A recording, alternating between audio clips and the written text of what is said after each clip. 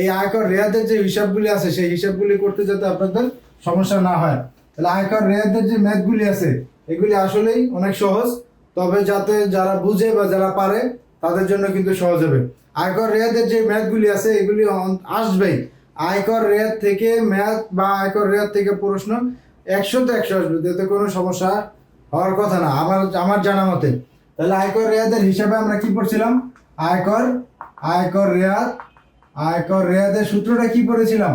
আশা করি যারা যারা আমাদের পূর্বের ভিডিওতে যুক্ত ছিলেন বা পূর্বের ভিডিওগুলি দেখছেন তারা কিন্তু আয়কর রেয়াত কাকে বলে, আয়কর রেয়াতের হিসাব কি, আয়কর রেয়াত কোন কোন খাত থেকে কি হবে হিসাব, সেগুলি কিন্তু আপনারা পূর্বের ক্লাসগুলি যারা দেখেছেন অবশ্যই তারা কিন্তু পারবেন।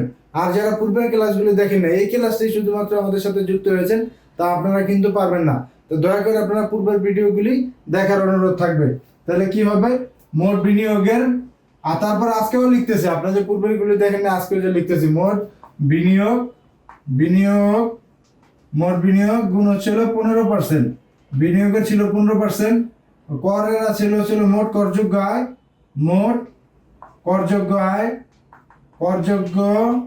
আয় গুণ হচ্ছিল 3%, আর হচ্ছিল সর্বোচ্চ 10 লক্ষ টাকা। এই তিনটির মধ্যে যেটা কম হবে সেটাই হচ্ছিল আমাদের আয়কর রেয়াত। আশা করি আপনারা সকলে বুঝতে পারছেন। এটাই হচ্ছিল আয়কর রেয়াতের সূত্র। তা চলেন আমরা আজকে একটা ম্যাথ করি। ম্যাথ করতে গেলে আমাদের আরো হাতে কলমে যখন শিখবো তখন আমাদের বুঝতে আরো সুবিধা হবে। তাহলে চলেন যে আয়কর রেয়াতের যে ম্যাথগুলি আছে সেগুলি আয়কর রেয়াত হিসাব পদ্ধতি, এখানে হিসাব পদ্ধতি দিয়ে দিই, হিসাব পদ্ধতি। তাহলে চলেন এক নম্বরে কি আছে? এক নম্বর হচ্ছিল মিস্টার, গত ক্লাসে আমরা যেটা করছিলাম সেটা কিন্তু বড় প্রশ্ন, মোটামুটি আপনি যদি এটা দেন তাহলে হয়তো 5 মার্কের কমে না। আর আজকে যেগুলি করবেন এগুলি হয়তো 2 মার্কের জন্য আপনার আসতে পারে। তাহলে মিস্টার রহিম সাহেব একজন বেসরকারি চাকরিজীবী, একজন বেসরকারি চাকরিজীবী। মিস্টার রহিম কি একজন বেসরকারি চাকরিজীবী। তার করযোগ্য আয়ের পরিমাণ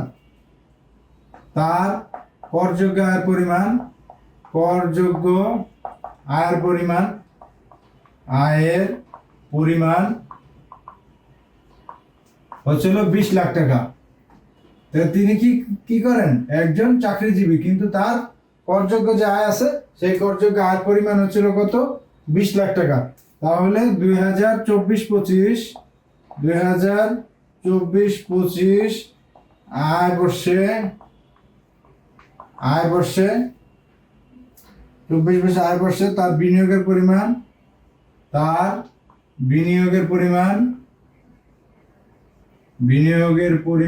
হবে হচ্ছিল যে কোনো একটা পরিমাণ আপনার হিসাব মতো আপনি দিলেন, আমরা দিলাম হচ্ছিল তার পরিমাণ হচ্ছিল 4,70,000 টাকা তিনি কি করছেন? বিভিন্ন খাতে বিনিয়োগ করছেন এত টাকা। যদি এত টাকা হয় তাহলে মিস্টার রহিম সাহেবের এখন হচ্ছিল প্রশ্নটা মিস্টার রহিম সাহেব, প্রশ্ন হচ্ছিল এখান থেকে শুরু, করণীয় যেটা আছে, মিস্টার রহিম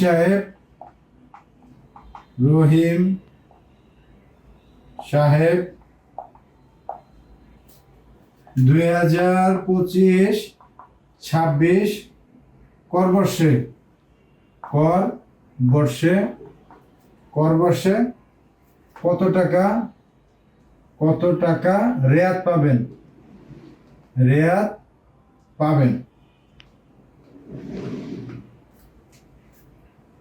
তাহলে আমাদের প্রশ্নটা কি?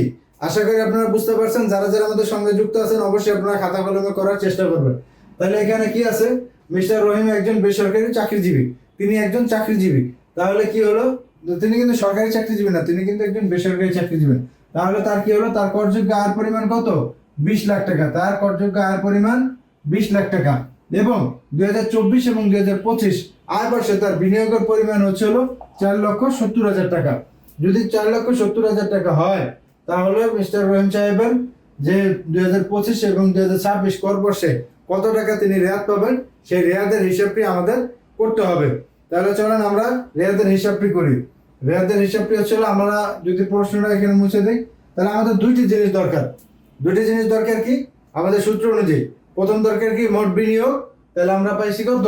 এই হচ্ছিল তার বিনিয়োগ, আর এই হচ্ছিল তার কি আয়ের পরিমাণ, এটা হচ্ছিল তার করযোগ্য আয়ের পরিমাণ। তাহলে আমরা কি দেব? মোট বিনিয়োগের ক্ষেত্রে আমরা এটা মুছে দিই বা ছোট করে লিখি, তাহলে আপনারা বুঝতে, যাতে করে উত্তরটা বুঝতে সুবিধা হয়। তাহলে আমরা কি লিখবো? এখানে মুছে দিই, নাহলে আমাদের জায়গা হবে না। যে এটা হচ্ছিল, তাহলে আমাদের অঙ্কটা আমরা কি করব? আমাদের যে করণীয় বা উত্তর, রেয়াত হিসাব। প্রথমে কি লিখবো? রেয়াত হিসাব। বা এটা যদি না লিখি তাহলে হচ্ছিল আমাদের, ধরেন এটা আমাদের 30 নম্বর প্রশ্ন বা 25 নম্বর প্রশ্ন, যে প্রশ্নই থাক, তাহলে সেটা আমরা কি লিখবো? 30 নং প্রশ্নের উত্তর। কি লিখবো? 30 নং প্রশ্নের উত্তর। এভাবে দেওয়ার পরবর্তীতে আমরা লিখবো হচ্ছিল রেয়াত হিসাব। কি লিখবো? রেয়াত হিসাব। আমাদের প্রশ্ন কি ছিল? 2025-26 আয় বর্ষে তার কর বর্ষে তার কত টাকা রেয়াত হবে সেটা। তাহলে রেয়াত হিসাব, রেয়াত হিসাবে আমাদের হচ্ছিল এইভাবে দেওয়ানোর পর মোট বিনিয়োগ ছিল কত? মোট বিনিয়োগ ছিল 4,70,000। তাহলে মোট বিনিয়োগ সমান সমান 4,70,000। বিনিয়োগের কত পার্সেন্ট? বিনিয়োগের হচ্ছিল 15%। তাহলে হচ্ছিল 15%। আমরা পরবর্তীতে হিসাবটা করতেছি। আর হচ্ছিল আমার বিনিয়োগের 15% এবং কি করযোগ্য মোট যে আয় আছে, সেই করযোগ্য আয় কত হয়েছিল তার? করযোগ্য আয় সমান সমান 20 লাখ গুণ হচ্ছিল 3%। আর হচ্ছিল মোট হচ্ছিল 10 লক্ষ টাকা সর্বোচ্চ সীমা। 10 লক্ষ টাকার উপরে কেউ আয়কর রেয়াত পাবে না। তাহলে সর্বোচ্চ সীমা কত? 10 লাখ। তাহলে সর্বোচ্চ সীমার আমরা সর্বোচ্চ এখানে লিখি, সর্বোচ্চ সীমা হচ্ছিল সমান সমান এখানে লিখে দিই 10 লাখ। এখানেও লিখি 10 লাখ, এখানেও লিখে দেই 10 লাখ। এর বেশি পাবে না। তাহলে হচ্ছিল মোট বিনিয়োগে 4,70,000 টাকা আমরা পাইলাম, এবং করযোগ্য আয় যেটি আছে সেটা হচ্ছে 20% পেলাম। আর সর্বোচ্চ সীমা কত? 10 লাখ। এই সর্বোচ্চ সীমা 10 লাখের টাকার বেশি কিন্তু কেউ কোনো সময় আয়কর রেয়াত হিসাবে পাবে না। তাহলে সর্বোচ্চ সীমা ছিল 10 লাখ। এই তিনটির মধ্যে হিসাবে আমাদের যেটি কম আসবে সেটি হচ্ছিল আমাদের আয়কর হিসাব। তাহলে চলেন আমরা এটি খাতা কলমে করার চেষ্টা করি। দেখেন এটা 4,70,000-এর 15% কত আসে? আপনারা এটা হিসাবটা করেন। হিসাবটা করে অবশ্যই কিন্তু কমেন্টে জানাবেন এটার উত্তর কত আসে। আমি আপনাদের সাথে হিসাবটি করব। চলেন। তাহলে এখানে কি আসলো? এখানে হচ্ছিল 4,70,000। তাহলে হচ্ছিল 4,70,000 গুণ হইতেছে হইলো 15% আসতেছে হইলো 70,500। এর পরবর্তীটা হচ্ছিল আমার 20 লাখ। 2 ছিল 20 লাখ। 20 লাখ গুণ হইতেছে হলো 3%, আসলে 60,000। 60,000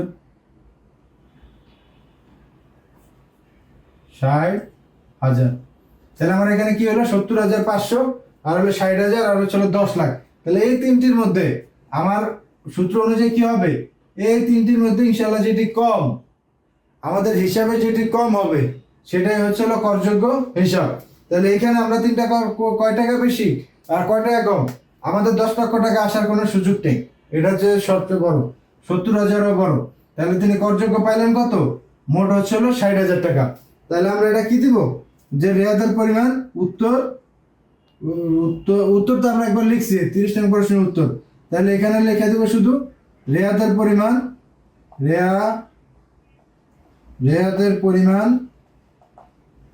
পরিমাণ সমান সমান 60,000 টাকা। 60,000 টাকা।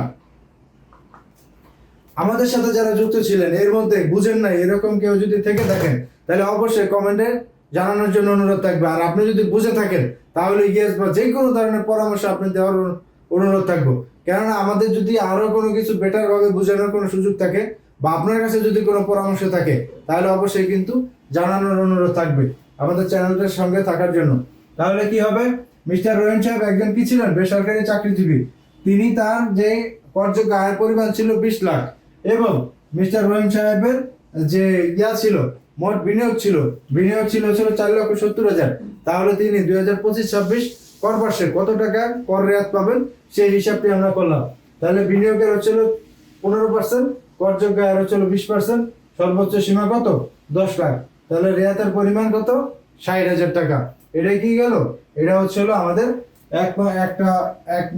এক নম্বর প্রশ্নের উত্তর। যাই হোক, যেই প্রশ্নের উত্তর হোক আপনারা লিখবেন 1 নং 30 নং এই প্রশ্নের উত্তর। তাহলে আমাদের রেয়াতের হিসাবটি বুঝতে আর কারো সমস্যা থাকলো না।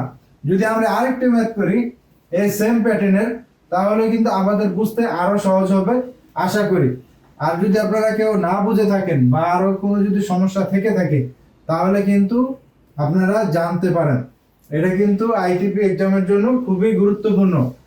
আইটিপি এক্সাম 2026 এর জন্য কিন্তু এই আয়কর রেয়াত খুবই গুরুত্বপূর্ণ।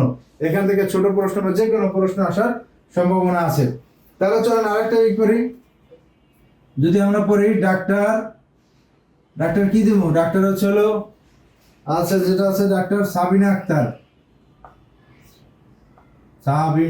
যদি আমার পেজে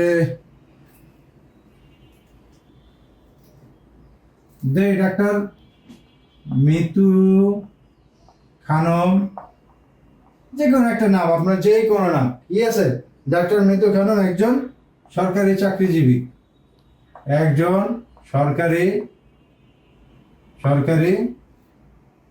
চাকরিজীবী।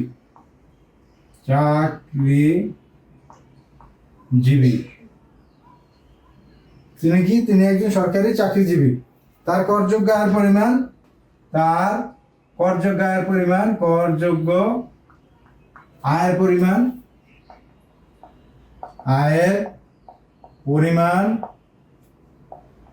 পরিমাণ হচ্ছিল আমাদের যেটা দেওয়া আছে 17,20,000।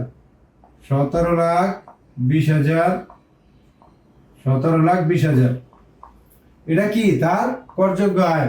আর তিনি বিভিন্ন খাতে যে বিনিয়োগ করছেন 2024-2025, আমি এভাবে লিখলাম।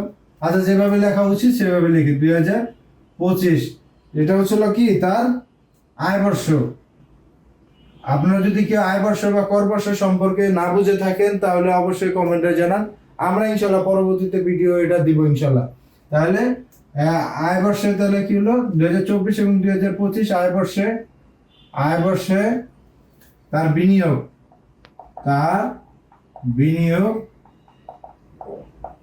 বিনিয়োগ হচ্ছিল আমার 3,20,000। আপনি এটা যে কোনো ইচ্ছা মতন, আপনি যদি ম্যাথের সূত্র বুঝেন বা ম্যাথ কিভাবে করা হয় সেটা যদি আপনি বুঝেন, আপনি এখানে যে কোনো ধরনের এখানে অঙ্ক বসাইতে পারবেন। এখানে নাম পরিবর্তন থাকতে পারে, এখানে অঙ্ক পরিবর্তন থাকতে পারে। সেই ক্ষেত্রে কোনো ধরনের সমস্যা হওয়ার কথা না, যদি আপনি এই অঙ্কগুলি বুঝে থাকেন। তাহলে কি হলো? এত টাকা। তাহলে আমাদের করণীয় কি? করণীয় হচ্ছিল আমাদের যে মিতু খানম যিনি আছে, করণীয় কি আপনারা বুঝতে তো পারছেন। করণীয় হচ্ছিল ডাক্তার মিতু খানম ডাক্তার মিতু খানম 2025-26 কর বর্ষে 2025-2026 কর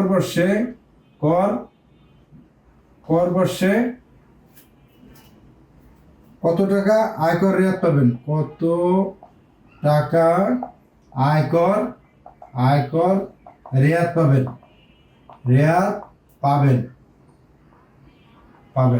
প্রশ্নটা বুঝতে কারো কি কোনো ধরনের কোনো সমস্যা হচ্ছে? অবশ্যই আপনারা কি করবেন? দেখবেন বা খাতা কলমে নোট করার চেষ্টা করবেন। যদি আপনারা করেন, আশা করি আপনাদের কোনো সমস্যা হওয়ার কথা না। আর সমস্যা যদি হয়, আমি তো ইনশাল্লাহ আছি আপনাদের সর্বোচ্চ সহযোগিতা করার জন্য ইনশাল্লাহ। পরবর্তীতে কি মিস্টার মিতু খানম একজন সরকারি চাকরিজীবী। আপনারা এটার জন্য আবার ঘাবড়াই গেলে হবে না যে তার আবার এরকম হিসাব কিভাবে হইব। এরকম কিন্তু আপনারা যদি বেশি লোড নিতে যান, যে পুরো আনুষঙ্গিক সব আয়করের আইন যদি এক মিতু খানমের মধ্যে দিয়ে দিতে চান, কেননা তিনি সরকারি চাকরিজীবী, তাহলে কিন্তু ভাই আপনি ওইখানে চিন্তাই আমরা কিন্তু শেষ। আপনি নর্মালি চিন্তা করবেন, অত কঠিন চিন্তা করলে আয়কর কিন্তু আইনে আপনি অনেক ধরনের সমস্যায় পড়ে যাবেন। তাহলে তিনি সরকারি চাকরিজীবী হোক, তিনি যাই হোক, তিনি নারী হোক, তাহলে সেই ক্ষেত্রে যদি আপনি চিন্তা করেন যে এখানে 17,20,000 টাকা, তাহলে তিনি তো একজন নারী, তার ক্ষেত্রে তো মনে করেন যে 4 লাখ টাকা পর্যন্ত বাদ যাবে, হবে, ওই স্ল্যাব অনুযায়ী যাবে, অন্যান্য হিসাব আছে, এগুলোর মধ্যে আপনার যাওয়ার কোনো দরকার নেই। আপনার প্রশ্নে কি বলছে?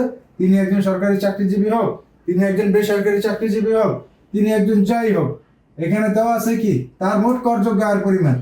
সব হিসাব কিতাব করার পর, সবকিছু করার পরে তার করযোগ্য আয় কত হয়েছে? 17,20,000। এর পরবর্তীতে তিনি বিনিয়োগ কত আছেন? 3,20,000।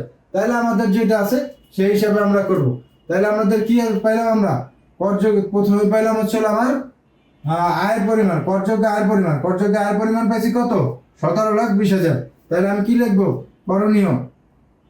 করণীয়ের মধ্যে আমরা লিখবো হচ্ছিল করযোগ্য আয়কর রেয়াত হিসাব। উত্তর আমরা কি লিখবো?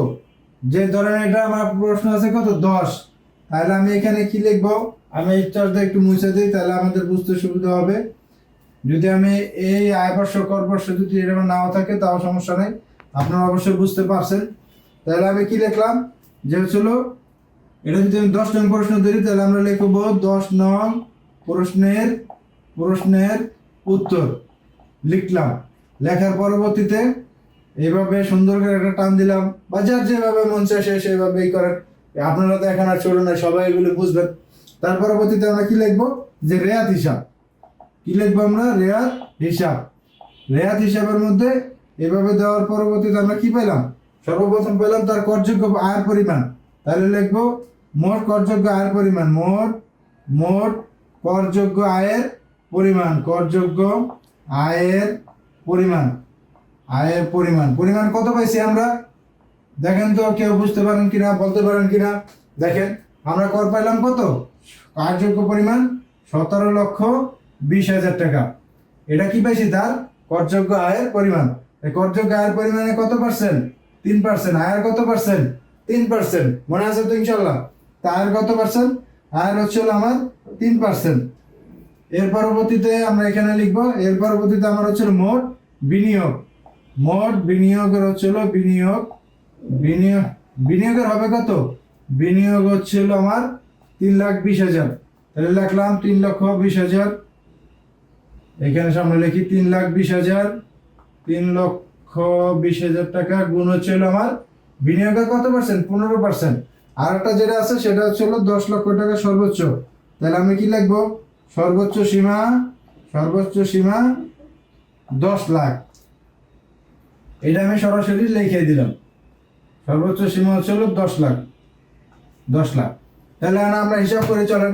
17,20,000। 17,20,000 টাকা গুণ হচ্ছিল আমার 3%। তো 17,03,000 টাকার গুণ হচ্ছিল 17,20,000 টাকার 3% আমি যে দিলাম, 17,20,000 টাকার হচ্ছিল 3% আমার আসলে 51,600। 51,600। আর একটা যেটা আছে মোট বিনিয়োগ 3,20,000 উপরে আমরা পাবো কত? 3,20,000 আমরা হচ্ছিল পাবো হচ্ছিল 3,20,000। 3,20,000 গুণ হচ্ছিল 15% শিফট সমান পাবো হচ্ছিল আমরা 48,000। তাহলে পেলাম কত? 48,000। আর একটা পেলাম কত? আমার হচ্ছিল 10 লাখ। 10 লাখ হচ্ছিল সর্বোচ্চ সীমা, এরপরে আর যাবে না। তাহলে অবশ্যই কি হলো? আমার সর্বোচ্চ পরিমাণ, সর্বনিম্ন পরিমাণ আয়কর রেয়াতে আমরা পাইলাম কত? এখানে দেখেন, এখানে আমরা আয়ের পরিমাণ পাইছি।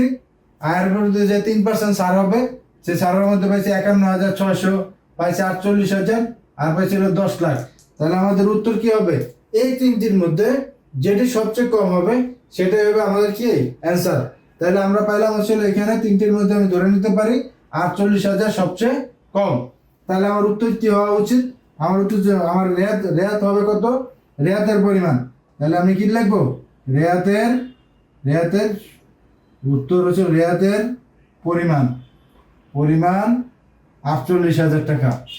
48,000 টাকা। যদি কারো বুঝতে কোনো সমস্যা হয়, আশা করি আপনাদেরকে অবশ্যই কমেন্ট করার অনুরোধ থাকবে। এবং যদি কোনো কিছু আপনার জানা মতো যদি আরো কোনো বেটার কিছু থাকে তাহলে সেই পরামর্শ দেওয়ার জন্য আপনার প্রতি রিকোয়েস্ট থাকবে। তাহলে চলেন আমরা কি করলাম, দুইটি অঙ্ক করলাম। মিস্টার মিতু খানও একজন সরকারি ডাক্তার, তার কর্যজ্ঞ আয় ছিল 17,20,000, তার হচ্ছিল বিনিয়োগ ছিল 3,20,000, তার আয়ের পরিমাণ বা সব হিসাব করার পরবর্তীতে আমরা রেয়াত যেটা পাবে, রেয়াতের পরিমাণ হচ্ছিল 48,000। তাহলে আমরা এটা কি করলাম, আমরা একটা সরকারি চাকরিজীবী হিসাব করলাম, আমরা একটা বেসরকারি চাকরিজীবী, মিস্টার রহিম কিন্তু ছিলেন বেসরকারি চাকরিজীবী, এটা বেসরকারি চাকরি হিসাব করলাম। তাহলে চলেন আমরা একটা ব্যবসায়ের হিসাব করি। আপনারা কিন্তু এই যে চাকরিজীবী, সরকারি এবার বেসরকারি, এটার জন্য আপনারা অনেক সময় ভুল অ্যান্সার দিতে পারেন। আপনাদের কিন্তু ভুল যাতে না হয় সেই জন্য কিন্তু আরেকটা অঙ্ক আমরা করব। এই তিনটি বা এই চারটে অঙ্ক করার পরবর্তীতে আয়কর রেয়াতের অঙ্কে আর কোনো ধরনের বা এই ম্যাথে আর কোনো ধরনের ভুল হওয়ার সুযোগ আমি মনে করি নাই। তার পরবর্তীতে যদি হয় তাহলে আর হয়তোবা আপনি তাহলে বুঝেন নাই, যদি আপনি বুঝতেন তাহলে আর এই সমস্যা হওয়ার কথা না। তাহলে আমরা কি লিখবো, এখন হচ্ছিল ধরেন আমি এটা দিলাম হচ্ছিল 11 নম্বর প্রশ্ন। 11 নম্বর প্রশ্নে ছিল 11 নম্বর প্রশ্ন ছিল মিস্টার, ওটা তো দিয়েছিলাম রহিম, মিস্টার আলম মিস্টার আলম একজন ব্যবসায়ী, মিস্টার আলম কি একজন ব্যবসায়ী বানান ভুল হচ্ছে, মিস্টার আলম একজন ব্যবসায়ী, তার তিনি 2024-25 আয় বর্ষের ব্যবসা থেকে মোট করযোগ্য আয় 4,66,666 টাকা। তাহলে আমরা কি লিখবো, 2023-2024-2025 আয় বর্ষে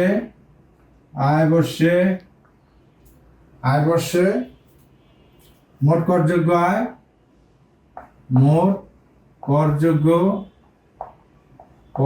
আয় হচ্ছিল কত, আমার মিস্টার আলম সাহেবের আয় হচ্ছিল 2024-25 অর্থ বছরে আয় বর্ষে মোট করযোগ্য আয় হচ্ছিল 4,66,666 টাকা।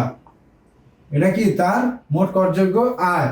এর পরবর্তীতে তার বিনিয়োগ আছে কি, আয় বর্ষে মোট বিনিয়োগ, আয় বর্ষে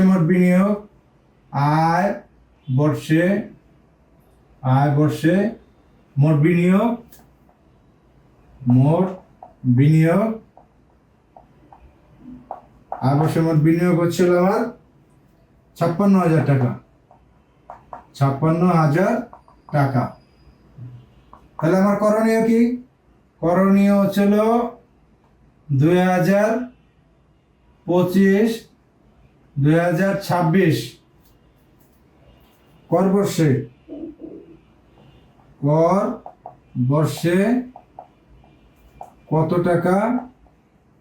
কত টাকা রেয়াত পাবেন।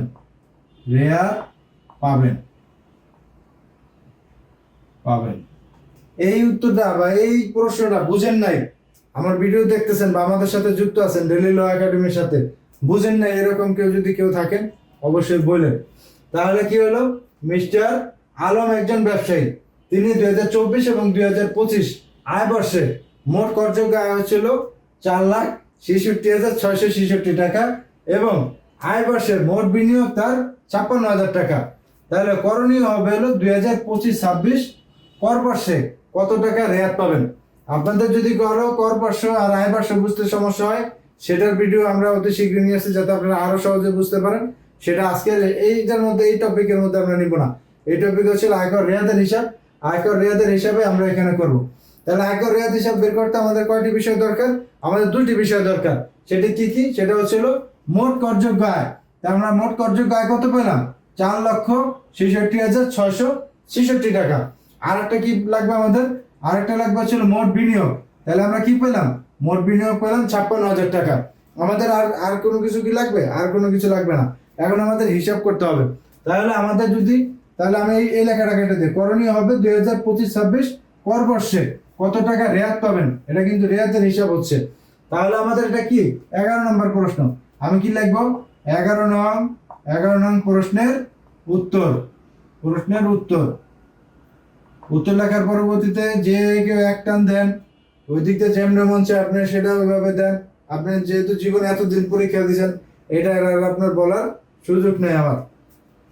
তাহলে আমি কি লিখবো, যে রেয়াত হিসাব, রেয়াত হিসাব, রেয়াত হিসাব লেখার পরবর্তীতে আমি কি পেলাম, মোট করযোগ্য আয়। তাহলে কি লিখবো, মোট করযোগ্য আয়, মোট করযোগ্য আয়, করযোগ্য আয়, মোট করযোগ্য আয় কত, 4,66,000। 4,66,667 টাকা গুণ হচ্ছিল আমার মোট আয়ের কত পার্সেন্ট, আপনার তো মনে আছে, মোট আয়ের হচ্ছিল 3%, আর হচ্ছিল মোট করযোগ্য আয়ের 3%। এর পরবর্তীতে কি আছে, মোট বিনিয়োগ। তাহলে মোট বিনিয়োগ কত, মোট বিনিয়োগ হচ্ছিল এই যে 56,000 টাকা হচ্ছিল আমার কি, এই আমার না তো, সরি, মিস্টার আলম সাহেবের, মিস্টার আলম সাহেবের 56,000 টাকা হচ্ছিল ওই আয় বর্ষে তার বিনিয়োগ। তাহলে 56,000 টাকা গুণ হচ্ছিল আমার 15%, 15% সমান সমান দিয়ে আমরা সামনে লিখবো। আর সর্বোচ্চ সীমা, সর্বোচ্চ সীমা, সর্বোচ্চ সীমা হচ্ছিল আমার, সর্বোচ্চ সীমা কত, 10 লাখ, 10 লাখ টাকা। তাহলে আমরা 10 লাখে 10 লাখ লিখে ফেলি, 10 লাখ, 10 লাখ লিখলাম। এর পরবর্তীতে কি হবে আমরা হিসাব করি, আমার হচ্ছিল 56,000 টাকা, 56,000 গুণ হচ্ছিল 56,000 টাকা আমরা হলো মোট বিনিয়োগের কত পার্সেন্ট, 15% দিলাম, 15%। আমার টাকা হচ্ছিল আমার 8,400। তাহলে না আমি, আচ্ছা এটা হচ্ছিল মোট করযোগ্য আয়, আমি ওইখানে তুলছিল মোট বিনিয়োগ। তাহলে বিনিয়োগ 56,000 টাকা যদি আমি 15% দিই, তাহলে হচ্ছিল আমার 8,400 টাকা। এই 8,400 টাকা কি খাত থেকে আসলো, তার বিনিয়োগ থেকে রেয়াত আসলো।